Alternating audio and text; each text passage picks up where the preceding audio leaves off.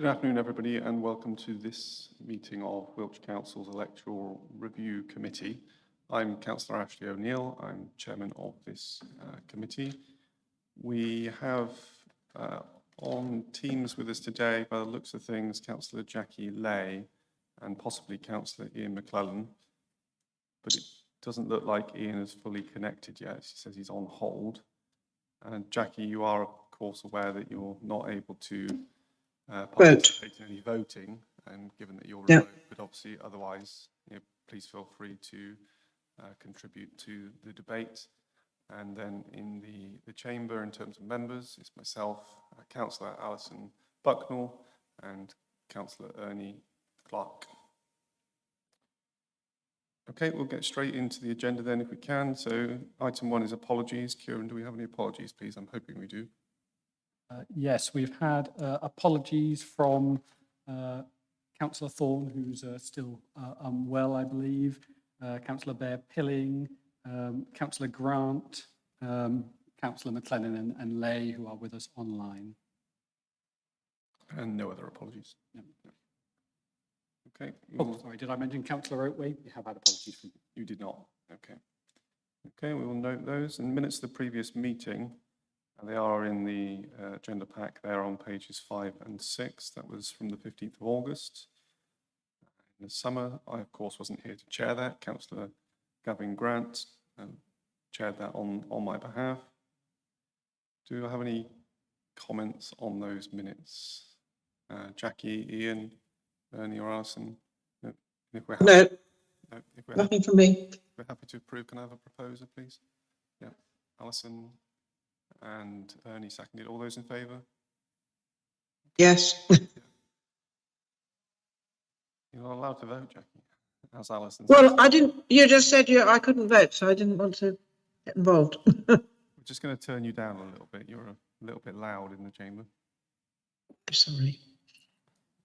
Okay, and item 3, declarations of interest. Do any members have any declarations that they wish to make? No. Chairman's announcements, I have none. And then public participation. Mr. Morland, do you want to participate in any way, and do you wish to do so now or on a particular agenda item?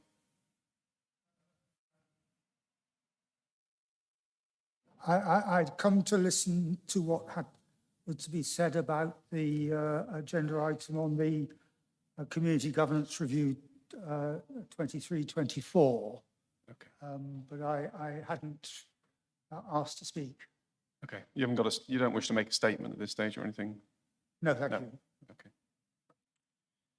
Okay, so we'll get straight into the... Sorry, Kieran. I don't know what you're doing. And I wondered if the microphone was off. We'll get straight into the main part of the agenda then. And the first item is a polling district and polling place review. I'm going to hand over to Caroline Rudland now, who is our Electoral Services Specialist Manager. And Caroline is going to take us through a presentation just to give us an update on exactly what that is and what we need to do. Thank you, Councillor O'Neill. Today, we're really looking for you to look at the documentation that was included in the agenda so that we can proceed with the statutory function of performing a polling district and polling place review. We've prepared a lot of work for the consultation process, and we're looking for your agreement to carry out that consultation process in the format that we've designed and the timeline, and then after the consultation to agree to the final recommendations at the end. So the summary of the changes is a polling district and polling place review. So the aim of the review is to ensure the electoral arrangements for Wiltshire meet the needs of the electorate. We had a unitary boundary change and some community governance reviews that took place in 2021, which caused some changes to polling districts. These are, to want of a better word, tidy those up in the electoral register. We're also aware of some polling districts that have got rather large because of future housing development. So we created 5 new polling districts as the proposal. This will overall reduce the number of polling districts from 478 to 445. We're looking to do the consultation by the end of October so that we can implement all these changes ready for publication for the revised register on the 1st of December. So the consultation itself, a lot of this work's been carried out by my colleague Liv Maybank, who's the assistant manager here. I'm just going to hand over to her now. Thank you, Caroline. So we are seeking the views of the public and key stakeholders in Wiltshire. Caroline and I have already been doing a lot of work to identify key stakeholders, community leaders, groups that would be interested and would have an opinion on where they vote and their electoral arrangements in Wiltshire. We are always looking to identify new community buildings that we can use as polling stations in the future, and we're hoping to get a lot out of the review in that sense as well. The consultation will primarily be run online through the Wiltshire Council website, and there is an extract of that on the screen for you, but paper copies will also be available at each of the hubs. There is an interactive online map as well with a slide so that you can see any changes to the electoral arrangements for the unitary division that you are looking at. And just to make you aware that all correspondence for the review is legally required to be published. So anyone who does make a representation about the proposed changes and the acting returning officer's comments, that will need to be published, and our reply will be published as well. Lisa. Oh, thank you. So this is just an example of how you can make a representation during the consultation. There is a SNAP survey run through the Wiltshire Council online website. People can also make representations by post, by email, and we are also offering for those people who may have difficulty writing, or those with, for example, sight loss or accessibility issues, those people can call us and we will record their representation on their behalf. So I'm going to hand you back to Caroline to talk you through the process. So on agreement of the timeline, we'll be looking to start the formal notice of review from the 2nd of October, with consultation ending on the 31st of October. We'll then collate all the responses to be able to prepare a report to produce and to submit to the Electoral Review Committee for final proposals, for final agreement, and then implementation on the electoral register for the 1st of December.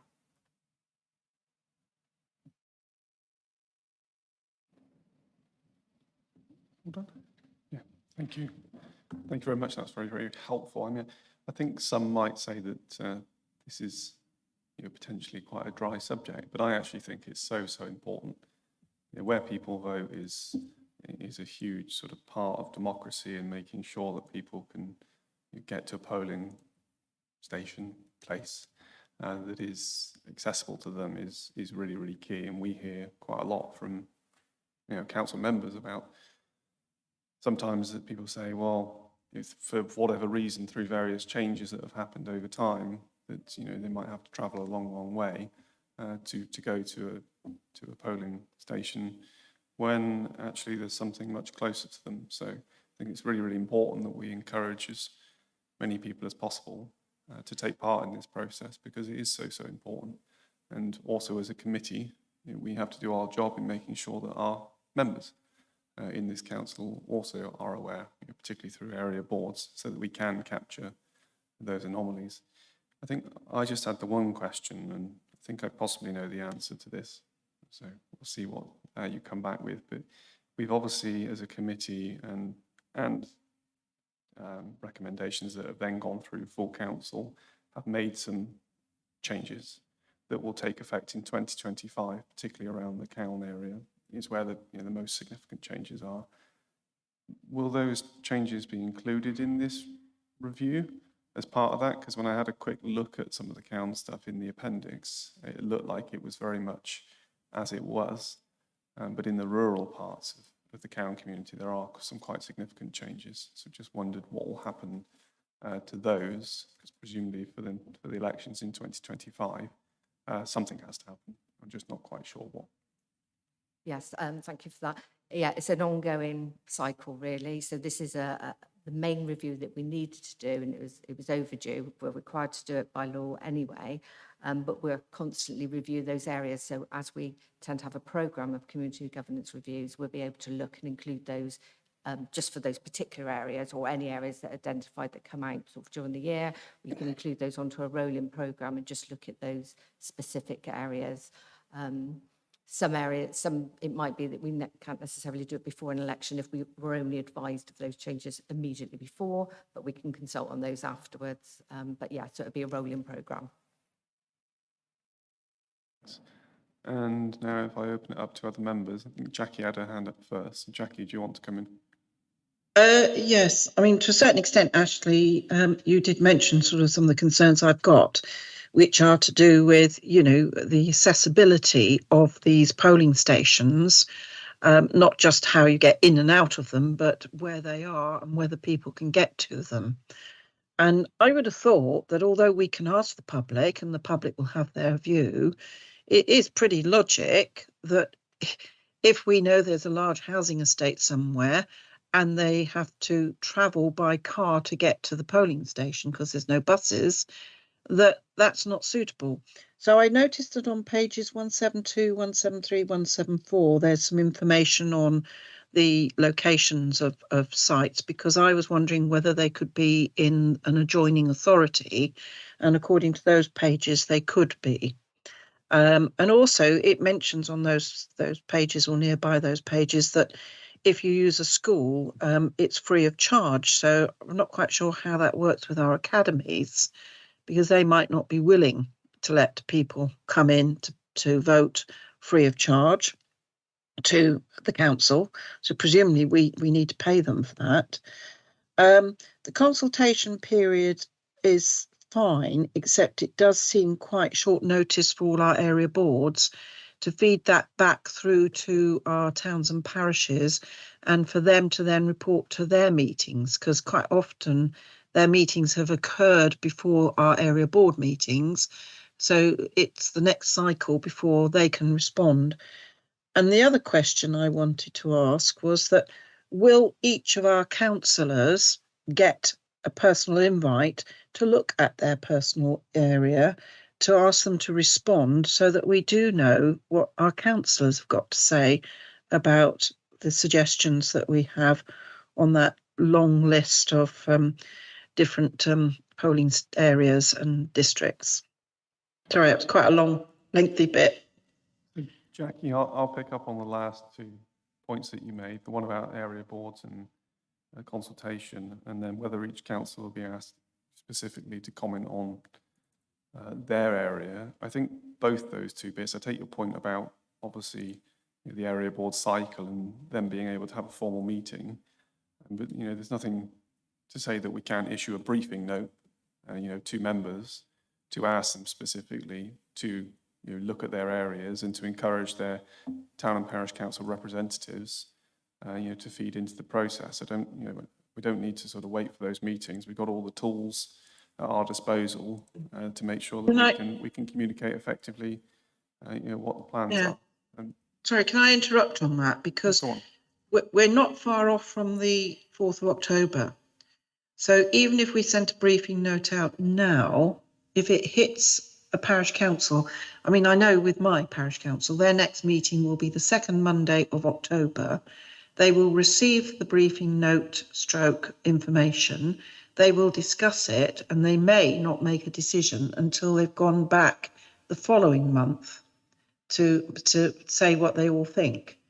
So it could be, I don't know how other parish councils work, but I know my one tends to sort of receive information, look at it, and they don't necessarily make decisions the same day that they receive it or the same meeting.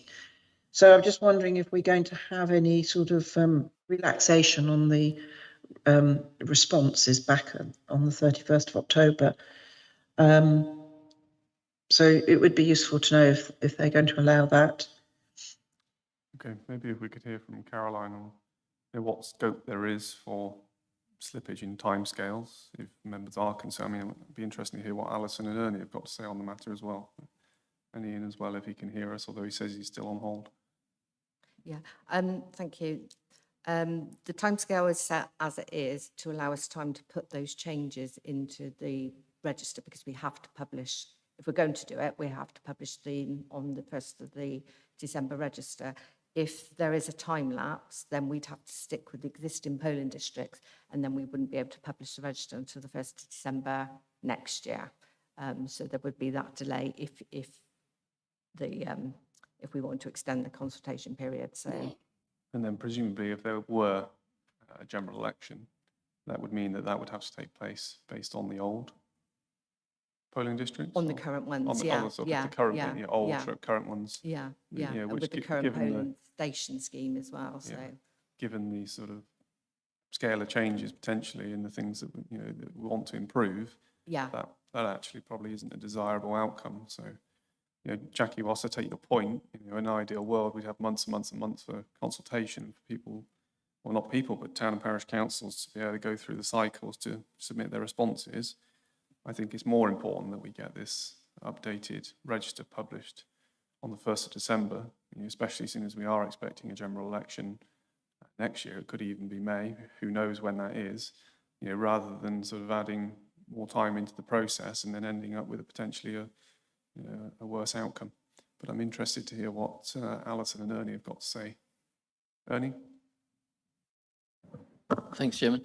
I understand what's being said, but surely the parish councils have all got or the chairman of all the parish councils have got the right to call an extraordinary meeting.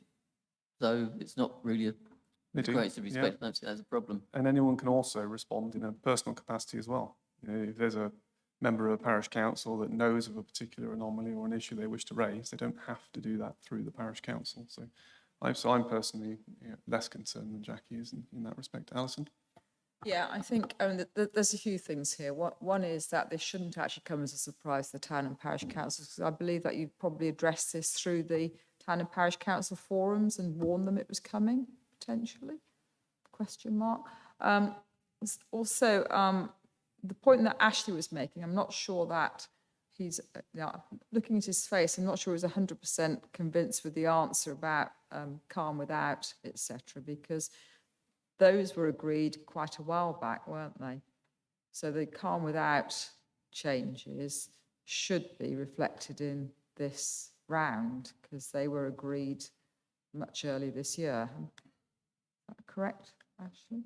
Kieran, I don't know if you want to say something. The order for the parish level changes was agreed around about May, June, after we'd received the consent of the LGBCE, but the consequential or the related divisional alterations haven't actually been agreed yet by the LGBCE. They don't have a meeting in the summer, I assume. They said they would do it in September. I've not yet heard from them. Okay. So I apologise on that one then, but I mean, it's quite a big change, isn't it? And also you mentioned about putting stuff into hubs. Are you talking therefore about Bournemouth, Monkton Park and Chippenham, Monkton Park and Trowbridge? Would it not be easier to have the sort of paper copies accessible through libraries? Because once again, getting a paper copy and having to go to a hub is also a deterrent. I think also, I've had a quick look through, for example, my area, because obviously I'm being parochial about it, and there's no change. So I would imagine that most areas don't really have a change.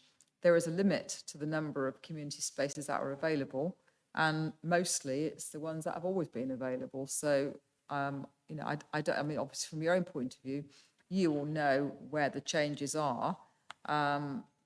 But with limited choice, limited buildings that are properly accessible, I'm not anticipating that there's a huge lot of change in here, but wouldn't really know.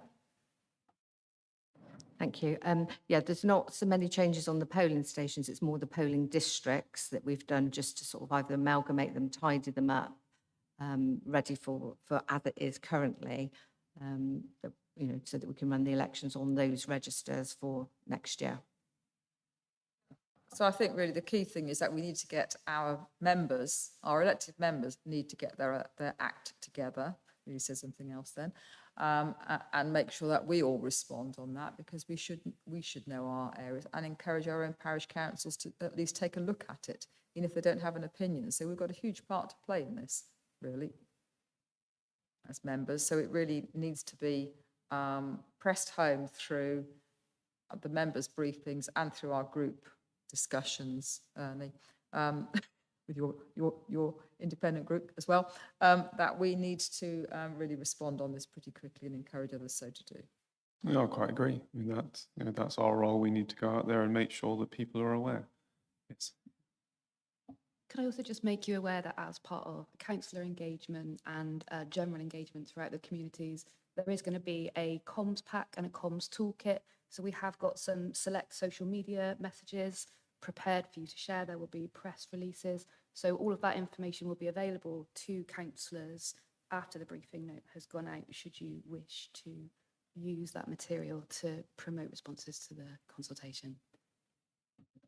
Thank you for that. That's helpful. And just Can I propose that we go ahead and start the consultation, please? you can, yeah. Do you have a seconder, Ernie? Yeah. Jackie, have you got something really? Well, I pressing you want wanted to be parochial as well, and I've mentioned it before, so it shouldn't come as a new surprise to anyone. But obviously, the people of Ridgeway Farm and Malden View cannot get to Purton to the polling station easily.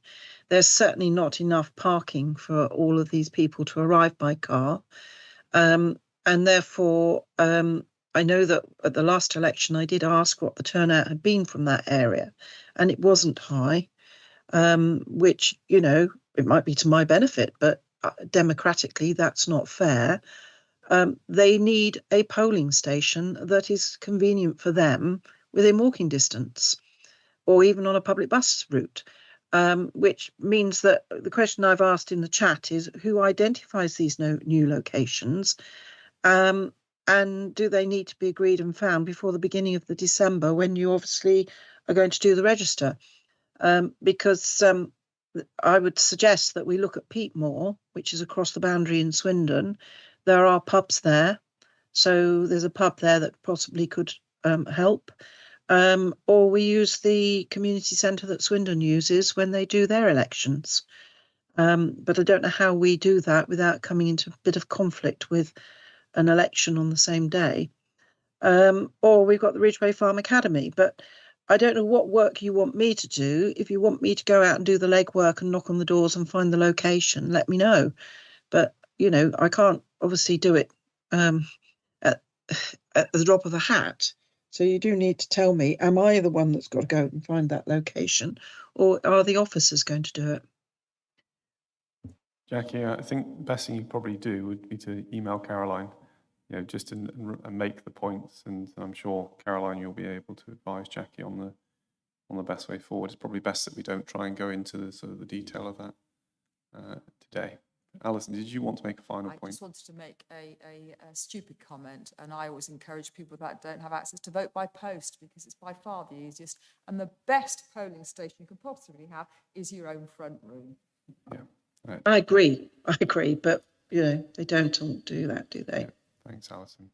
Okay, so we've got a proposal with a proposer and a seconder, and all those in favour? Okay, yeah, that's carried. Ian, are you actually with us, or are you not? Because it keeps saying on hold, and then it has your name. I am now. Yeah, can you hear me okay? We can hear you, yeah. Yeah, I was on a motorway and I would have been here at a service station charging my car, but unfortunately there was an accident on the motorway and I got just stuck. And I can't really play with the phone on the motorway, so I pressed the button to tune in, but it just kept telling me I was on hold. So I'm here now. I haven't heard anything up to now, and obviously I didn't interfere with what was going on just then because I hadn't been involved. Okay, no problem. Thanks, Ian. Okay, so we move on then to the next agenda item, which is Community Governance Review 2023/24. So we're going to receive a verbal update from Kieran and Lisa on the actions that have been taken so far on the areas that we have proposed to review as part of this next cycle. I don't know, Kieran, if you want to make a start on that. Thank you, Chairman. So I believe it was back in June or April when you initially looked at some draft terms of reference with a list of the sort of outstanding community governance requests.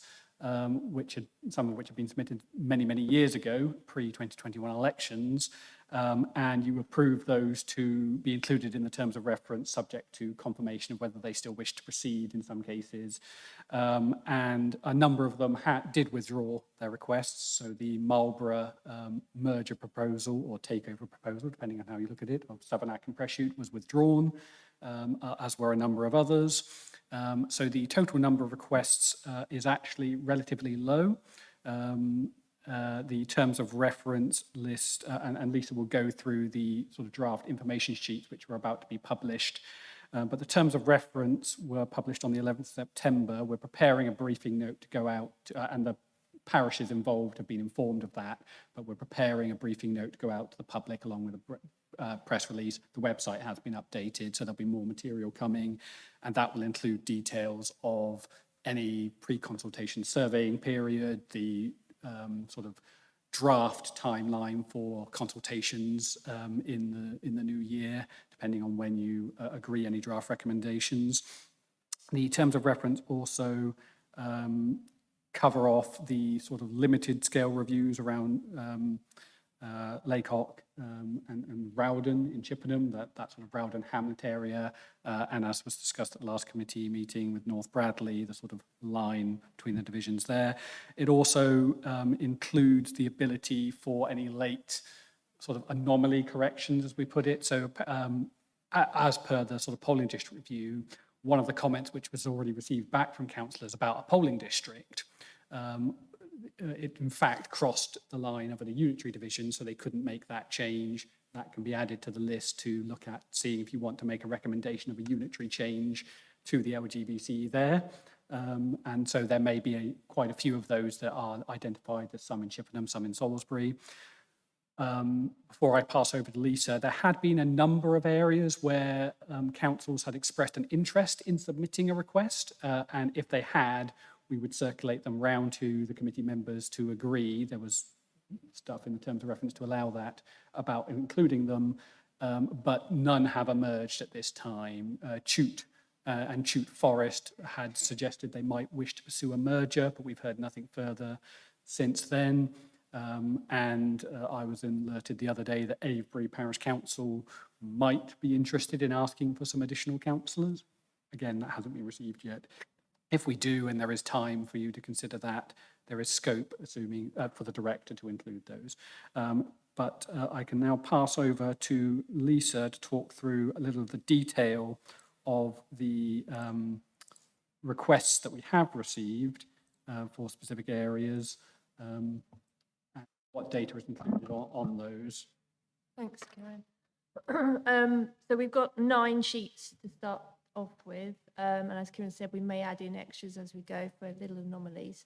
The first one is from Winterbourne's. There's 4 anomalies been identified which involve other areas such as Laverstock, Idmiston and parts of Winterbourne boundary itself. Not all of it is residential, some of them are business premises.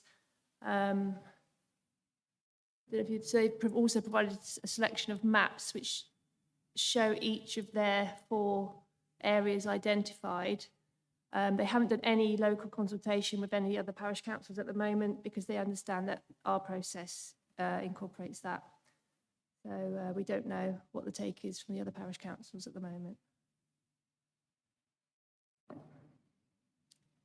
The next one is a small area land which is currently in Zeals, and Mere Town Council would like the boundary moved to include it into their parish. It's mainly a business area.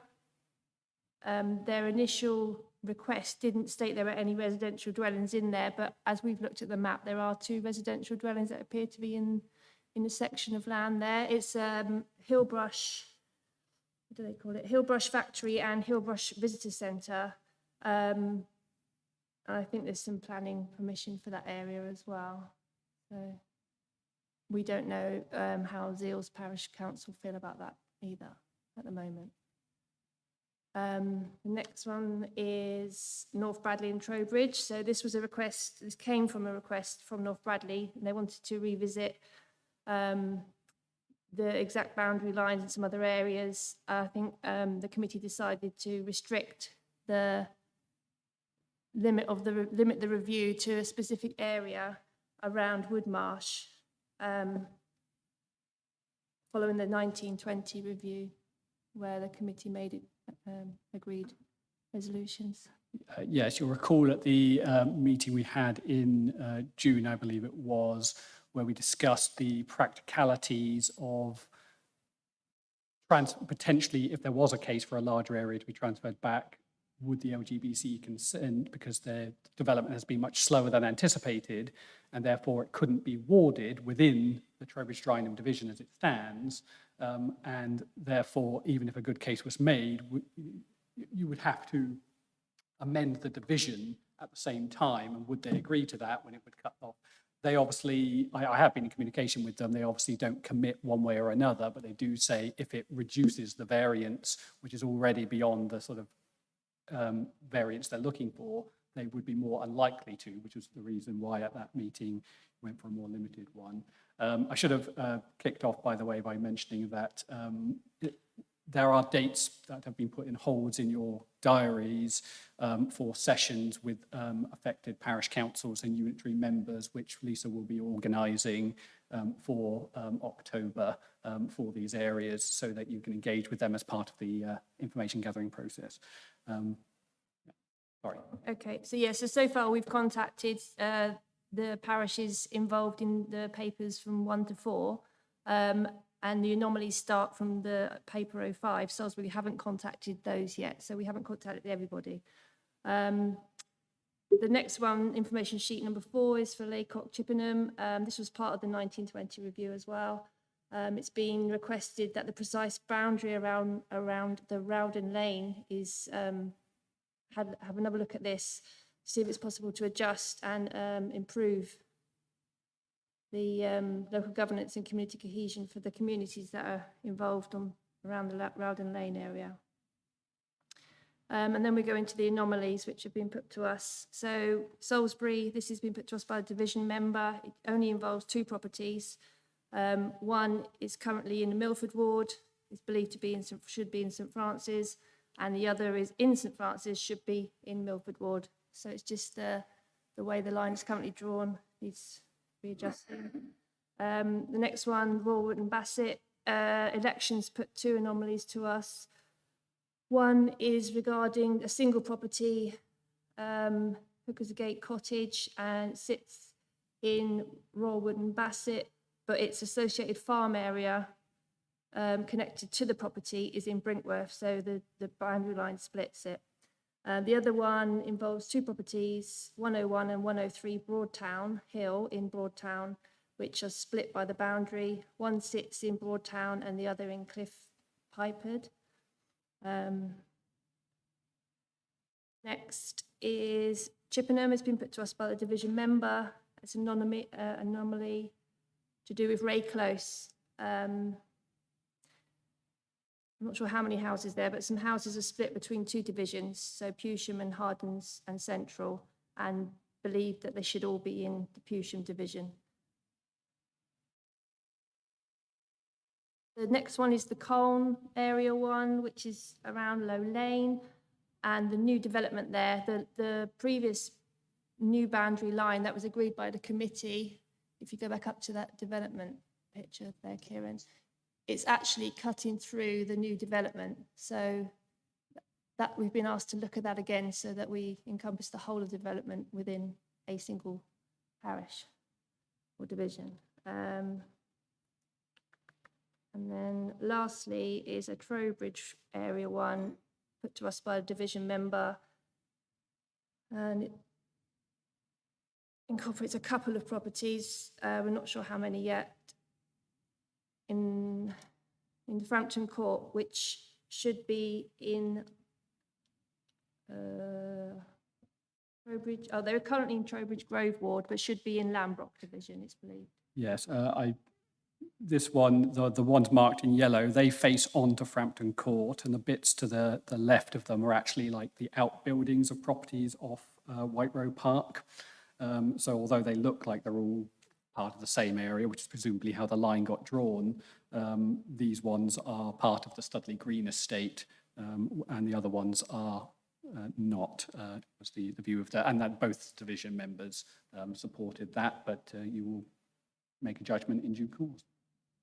That's all the 9 information sheets that we've currently got.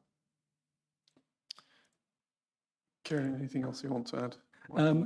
So there was no additional decision for the committee today. Since you had to meet the polling district review, we thought we'd update you where we'd gotten with the latest and last governance review prior to the 2025 elections.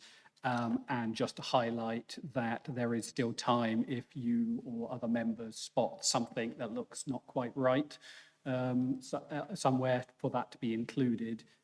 The sooner the better, obviously. The meeting to schedule to discuss draft recommendations is in December, not the week before Christmas, but the week before that, which hopefully will work. But we do have some, given the more limited nature of some of the other reviews, I think there is scope for additional consultations and more time if you need it later in the year, as long as the whole thing is completed by the 10th or 11th of September. Which thanks to Mr. Morland for, at our last meeting, highlighting the importance of completing within 12 months. Thank you, Kieran and Lisa. That's really helpful. And I mean, obviously for us today, nothing to actually vote on, but we will just need to make sure we follow the process with this like we have done previously, very much the same in terms of how we do that. It's just repeating it, obviously, but just with different areas. Alison, you wanted to come in. So just to make it clear, what you're saying is that these are the only ones that we currently have in the system that are still outstanding. But what you're also saying is that we could potentially open the floodgates for some additional minor amendments. But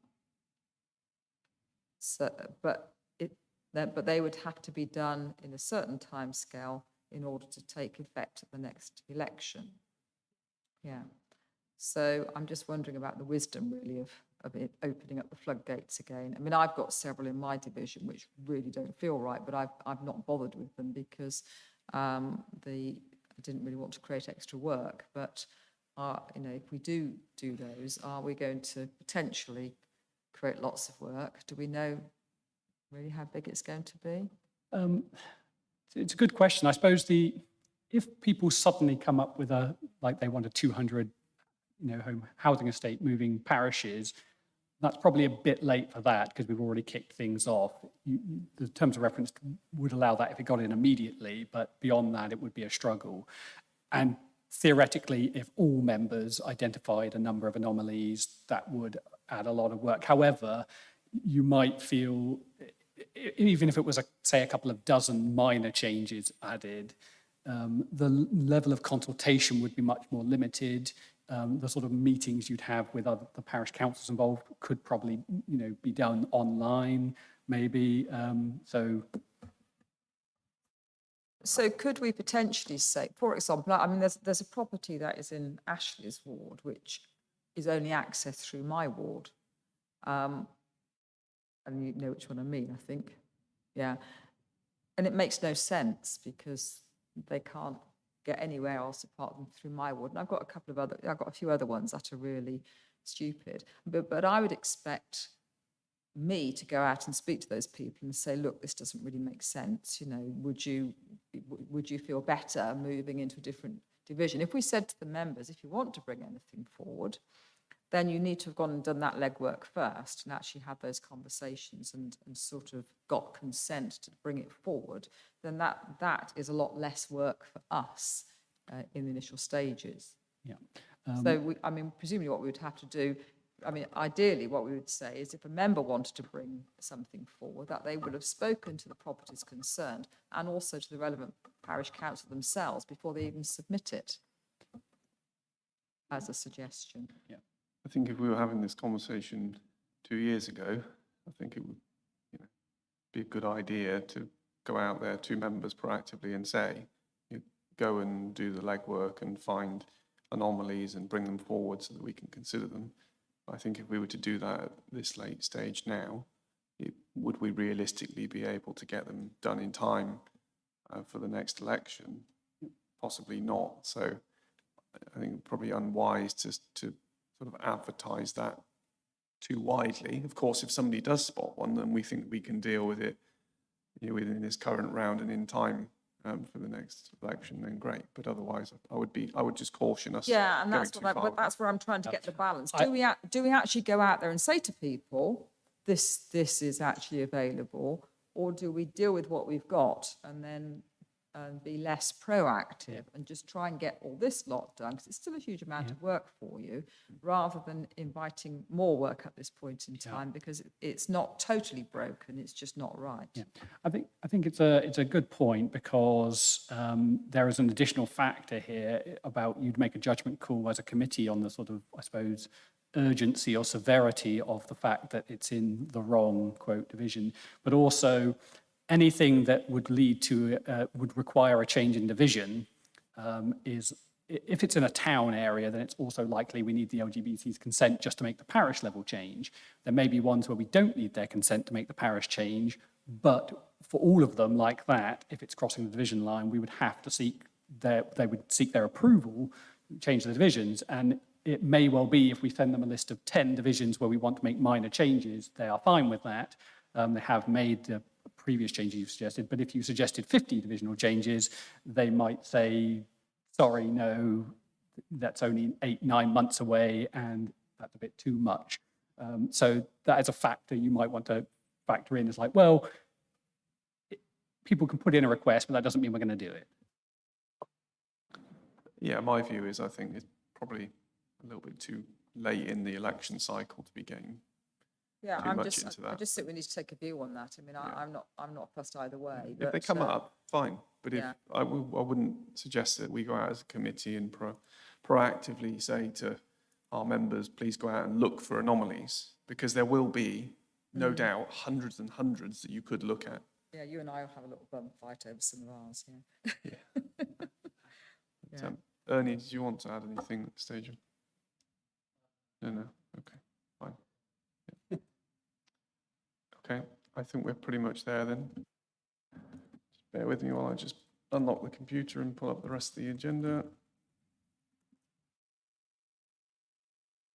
What remains to be said is the date of the next meeting is the 22nd of November 2023, and we have no urgent items and nothing in part 2.